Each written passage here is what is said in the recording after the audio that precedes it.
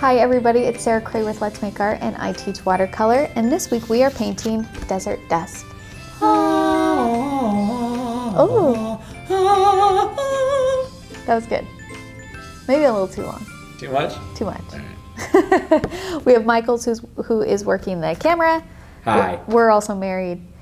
And we will be doing this project in 4 steps. Four amazing steps. 4 amazing steps. Our very first step, we're putting in our sky. Our second step, we're painting our mountains. Our third step, we're putting in our foreground. And our very last step, putting in those cactus. I'm in. 4 steps. 4 amazing steps. Now we are using 4 colors for this project. Now you'll see I have a lot of different piles on my palette, and that's because I'm doing mixing, and sometimes it's easier just to make separate piles for colors that you want to use to mix and colors that you want to keep pure. But those colors are space blue, magenta, or magenta, yellow ochre, and sepia. Those are our 4 colors. Now the paintbrushes that I'm using are around 2 and around 6. I do want to say that I want a smooth wash. So when I made this, I used a paper towel to create a smooth wash, but I'm actually also going to utilize a wash brush to show you guys how you can use that to create really smooth washes. Paper towel does the same thing. However, paper towel will lift up your color, so you have to do a lot of layers with your paper towel because it just keeps lifting up the color, where a wash will not do that. It'll just make it smooth. Especially if it's a Bounty paper towel. I don't know. They don't sponsor this video. Bounty, send me free stuff. Okay, the other thing is I am using this fabulous tape called Nito tape. Nito? We decided, I think it really is Nito, but we're going to start calling it Nito because it's neat. It's my favorite tape. I will admit that in the step-by-steps, I did not use this tape when I painted this original project. So there is bleeding there, but I'm pretty confident that this one I'm not going to see a lot of bleeding. I've seen minimal bleeding with this tape. That's pretty neato. It's so neato, but we'll see. It's like a test we're doing right now, live. Okay. And I have my round 2 and a round 6 and a pencil because we're going to sketch. So I want my sky to take up about 3/4 of this painting of my composition here. So I'm going to start by just kind of eyeballing which one is the bottom quarter. And then I'm going to put in some hills. And then I'm going to put in a bigger hill. This is kind of more like my mid-ground here. I'm going to have the sun come out here, so I'm going to keep that white. And then I want to put in some foreground. So this is what is closest to us here. And we got some cactus. Now you want to make sure on this cactus, okay, well, one thing about cactus are wonky, okay? We got some that are super round, we got some that point up, we got some that have funky arms. Like, don't stress about the cactus shape because somewhere in nature it exists just that shape. So give yourself a little bit of compassion here and don't get too mad at yourself. And you want to make sure that whenever you're putting in these 2 cactus, that they actually are taller than your mountain, especially this one. This one, we want it to feel like we're right next to it. It is the closest thing to us. So that actually needs to be pretty tall on our composition. So that's going to go like halfway up our painting.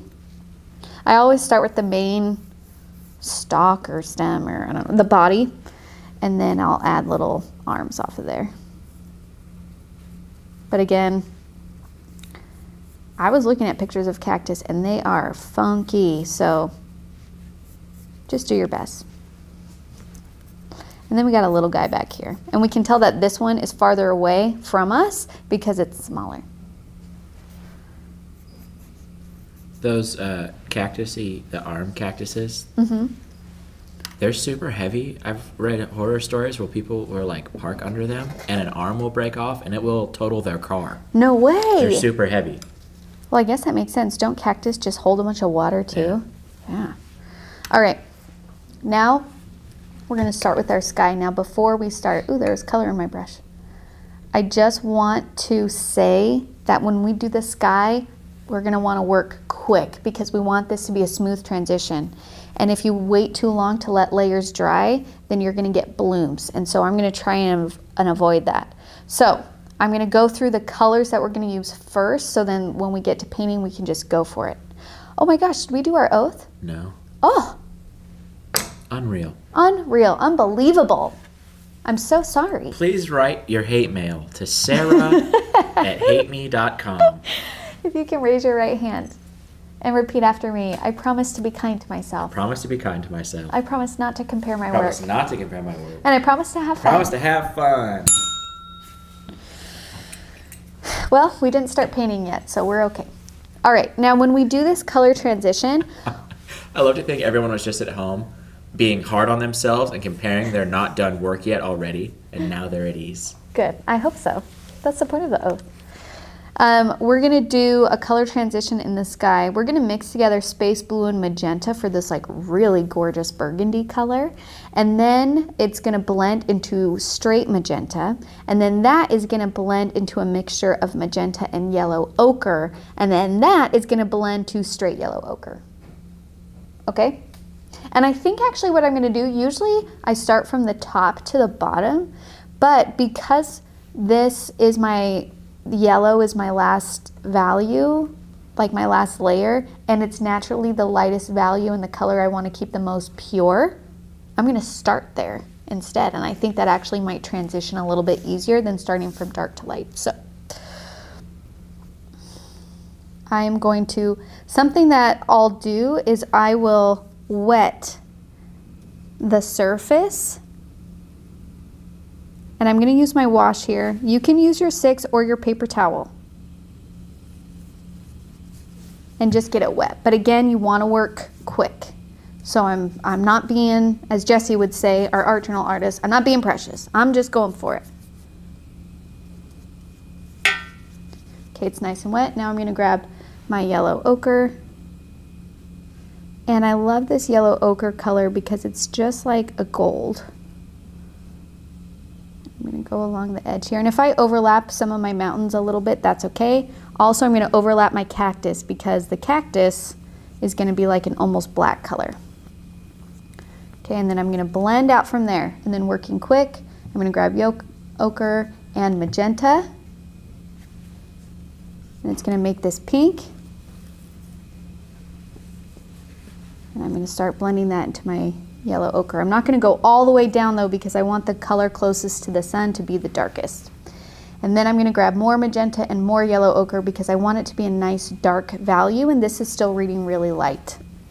So I'm just going to do another layer while it's nice and wet. And then when I get to the yellow part, if I just kept going down, I would just erase all of my yellow. So I'm going to start lifting. Rinsing my brush, trying to get all of that color off of it. And then just kind of blending into my ochre. And I grabbed more ochre so I can blend up instead of down. Okay. Now I need just straight magenta.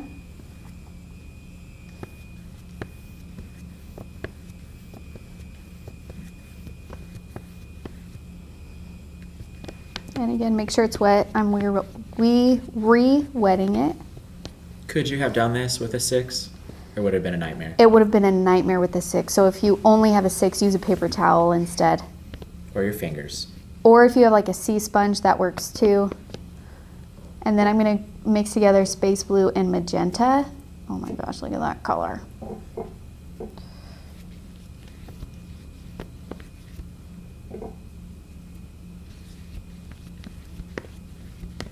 And work these areas back and forth. Now at this point, our paper is like, whoa, this is so much water. Like, help. It's gonna start to wave. That's normal. And then I'm going to take just space blue and do it because I want it to be more blue on the top, like nice and dark.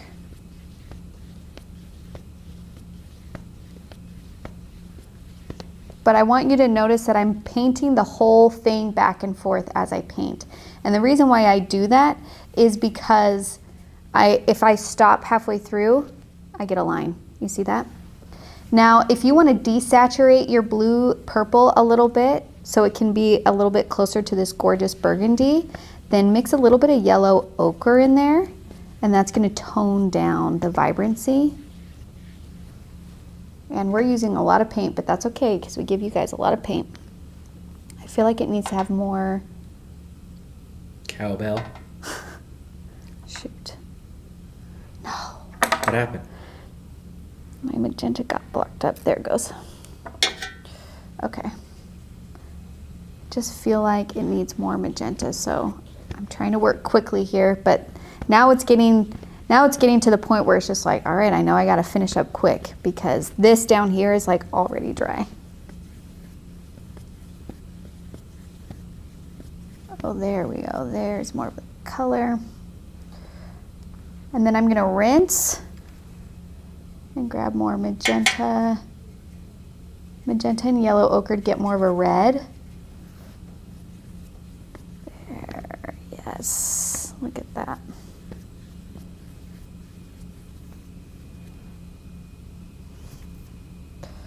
And then just be careful as you make your way down to this yellow.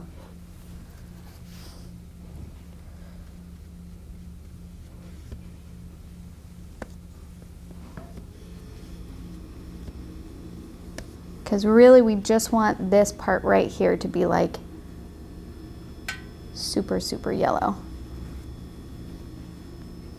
And you might have to do more than one layer, and you might have to let it dry in between, because we want this to feel colorful. We want to feel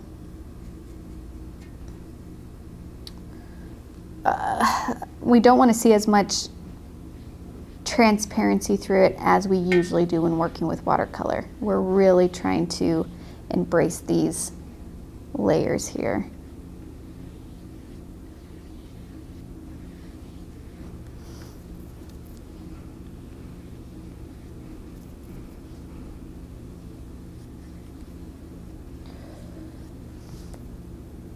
Okay, I feel pretty good about that.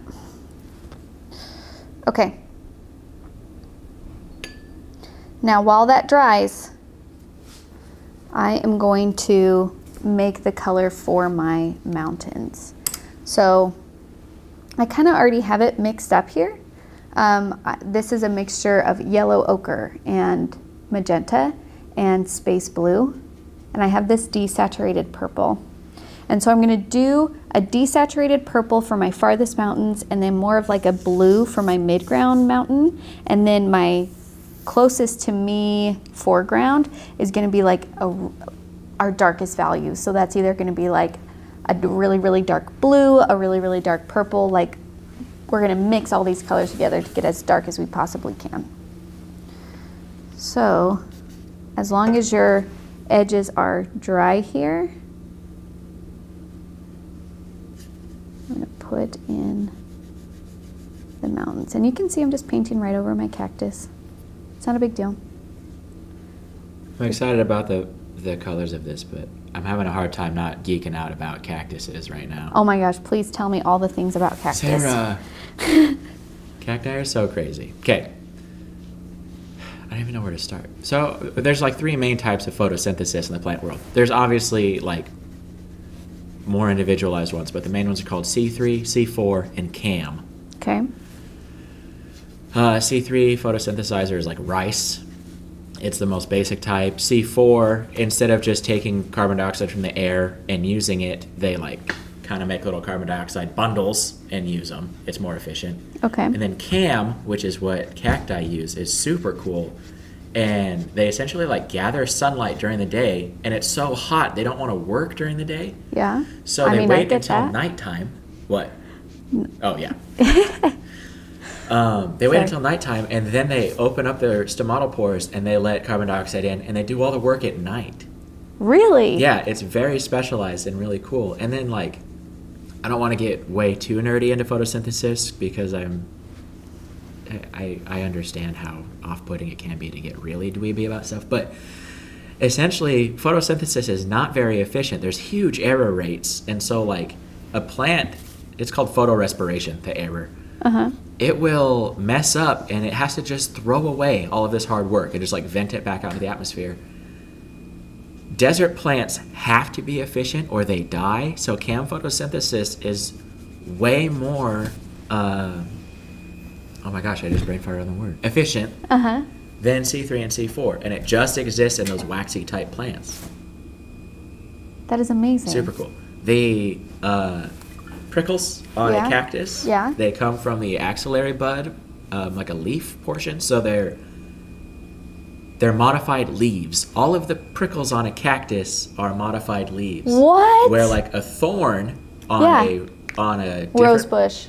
No, those are something else. Oh, okay, sorry. A thorn on like a hedge tree, those big gnarly looking ones, those are modified stems. Okay. And then you can also have... We're waiting for layers to dry right now, so this is great. This is perfect. Okay. Cactuses are spines. They're leaves. Okay. The big gnarly ones on the hedge tree are thorns. Okay. They're stems. And there's also prickles, which are what roses are. And they are just from the skin. They like form up from the... Is that like layer. a defense mechanism? Like, don't touch me. Yeah, all of them are just to protect, like To inside protect of the plant is all the good stuff, and it's just to keep animals from eating it. Okay. One of my favorite words of all time is called turgid. Yeah. And it Turgid. Means, it means like filled up with water and stiff. And in the desert, sand and loam drains very fast, so you can't tell how recently it rained. But you can look at the turgidity of a cactus, and if it looks like swollen up, you can tell that it's rained recently.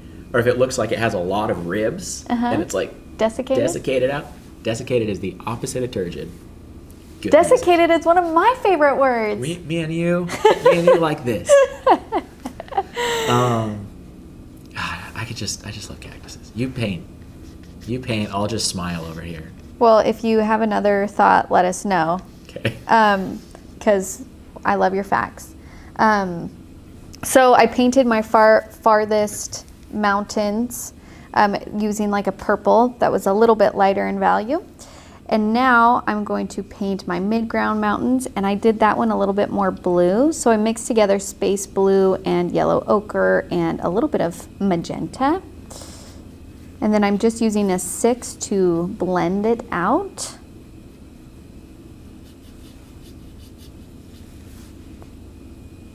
And then I like to go along the edge when it's like wet here and just kind of like make it a little bit jagged. Just pay attention to your patterns. Your brain is gonna automatically make these marks evenly spaced, and you're gonna have to be like, nuh-uh, brain, we're not doing that today. And just make sure you kind of overlap your purple. And then this little mountain hill kind of continues actually into this side over here. So we can see it over here as well.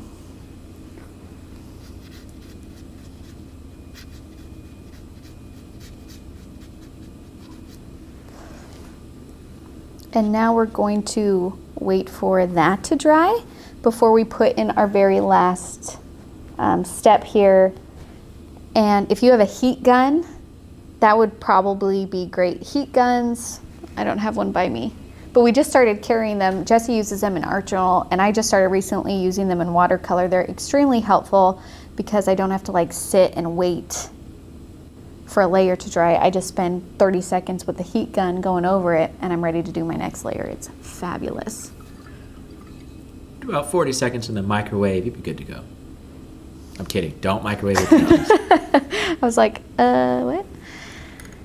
I really, really want to do a thing of magenta right here, and I'm debating. Do it. Okay, but I'm gonna say all of the things that are gonna happen out loud because I don't want to lead you guys astray. This is already dry or almost dry. Introducing another layer to this sky is going to affect the smoothness of my color transitions. It will create blooms and hard edges. So if you don't like that, don't do this next step. What to do to avoid that is if you do another layer on top of something like this, you have to try and address the whole section and not just one, because if I just take magenta right here and put it through the section, I'm going to get a hard bloom on the top and the bottom because that water has uneven drying time and uneven water disbursement, so it's going to create blooms. But I'm feeling edgy, and what is the point of me being able to like try things in front of you and you guys can decide if you want to do it for yourself or not? You know what I mean? Like, that's why I'm here, to make your life a little bit easier. So I have to wait for this to dry, and I'm feeling kind of edgy anyway. And I will say too, I just want to call out, I can tell that my paper is starting to get on the edge of maybe degrading, because I can almost see that texture starting to pill a little bit. So I'm just going to acknowledge that paper, and I'm going to work you anyway, and let's just go for it.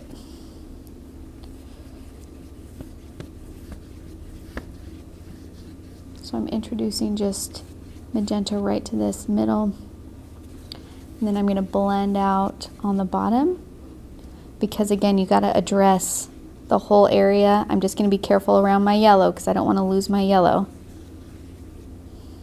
And then when I get to the top of this purple area, I'm just going to keep on going.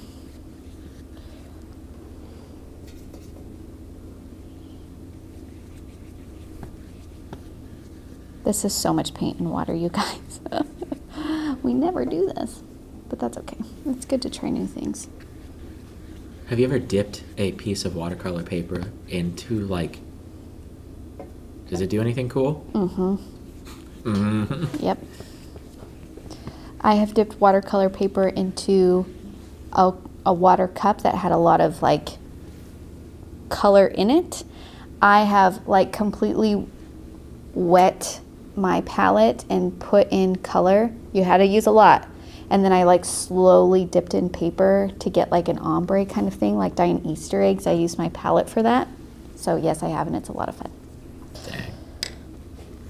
Okay. Ooh. Yeah, that's what I wanted. Okay. Now we're getting to the point where we got to mix together a dark value for our cactus. I'm doing another layer of blue on this mid-mountain because I feel like I lost some saturation in that color and I miss it, so I'm putting it back in.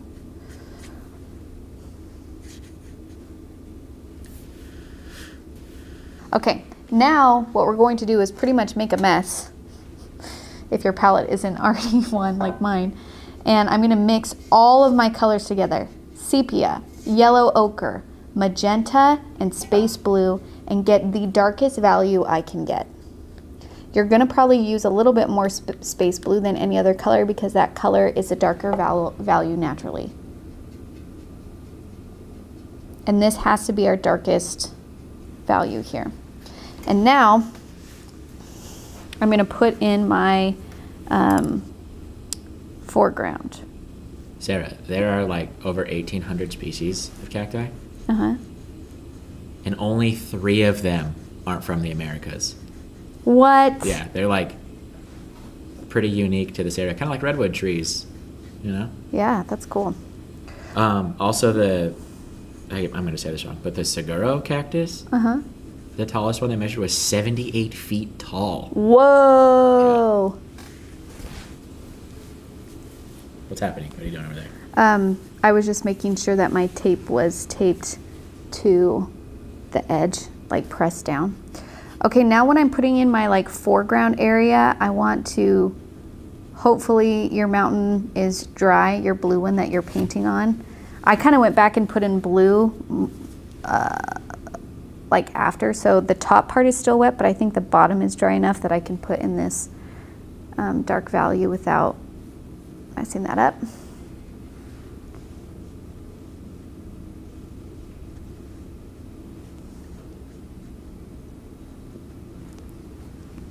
Okay. And only if your painting is dry, start your cactus. And sometimes what I'll do is I'll like just do a stroke, and if it doesn't bleed out, I'm like, okay, I can move forward.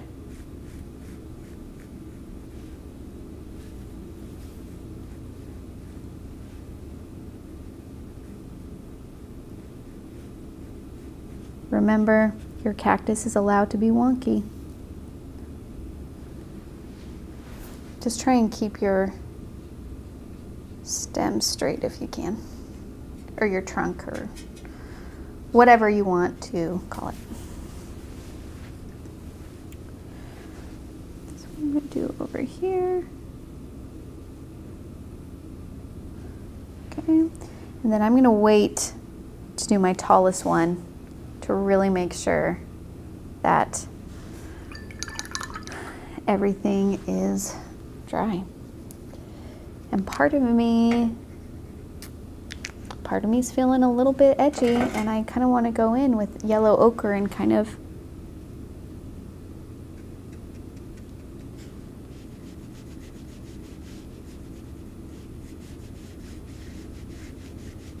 I don't know if that's really doing anything, but I just felt like I needed to.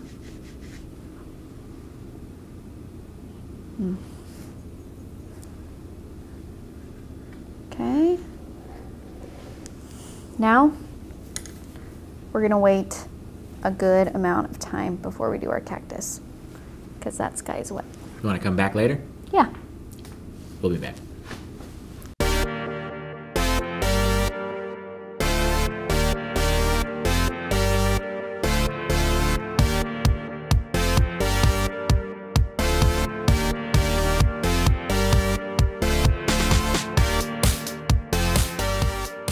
Okay, our painting is dry, and now we can move on and do our last large cactus. So make sure you have your dark value ready to go. And I can still see my outline. If you can't see yours and you just want to like draw another one, go ahead. I'm just using my round 6.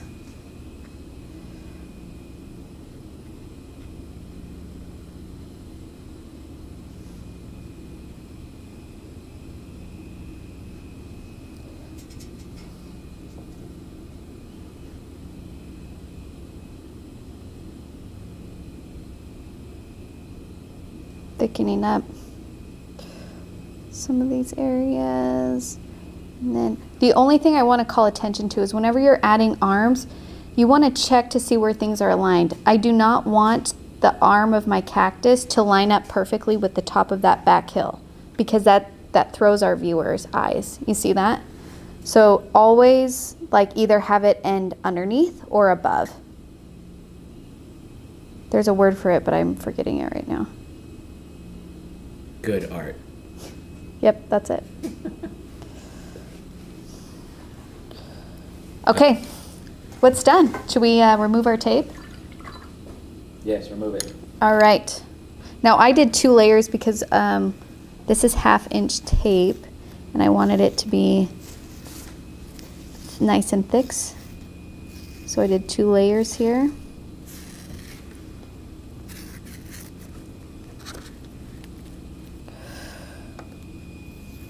Just remove it softly and slowly.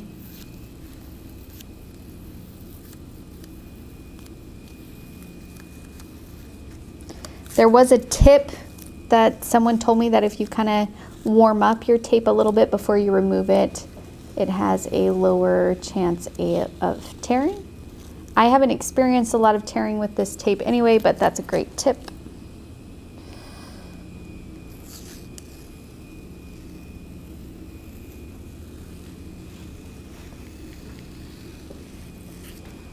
Okay, now the main one. Which one is first? This one's on top.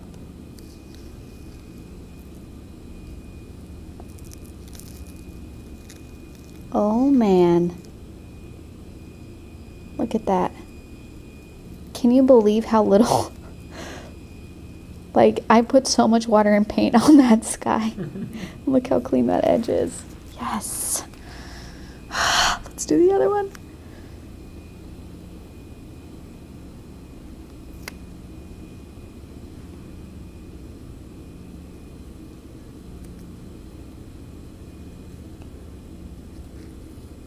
this piece is actually. Oh, I'm so happy. All right. Wow. It's amazing that it makes that big of a difference. Wow. I am so happy that this is how it's turned out, because this is like my experience with this tape. And I was afraid that like the one time I didn't have this experience, it would be while it was filmed. But like, you guys. Dang. Look at how clean that edge is, and think of how many layers of paint and water we did on that sky. That is, this tape is the best. It's neato.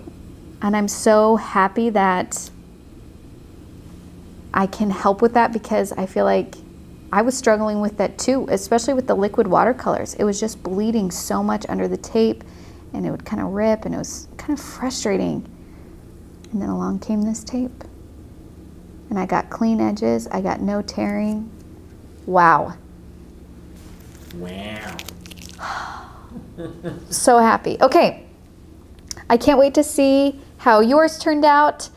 Please share what you made. We have a Facebook group that's for the sole purpose of you guys sharing your work, talking to each other, connecting with each other, learning from each other, and asking questions. That's called Let's Make Art Watercolor. It is private, but you just have to request to join. And then we have a Instagram account. You can tag us at Let's Go Make Art or hashtag Let's Make Art. And if you need any of these supplies, you can find them at letsmakeart.com. Thank you guys for painting with me. I'll see you next time. Bye. Bye.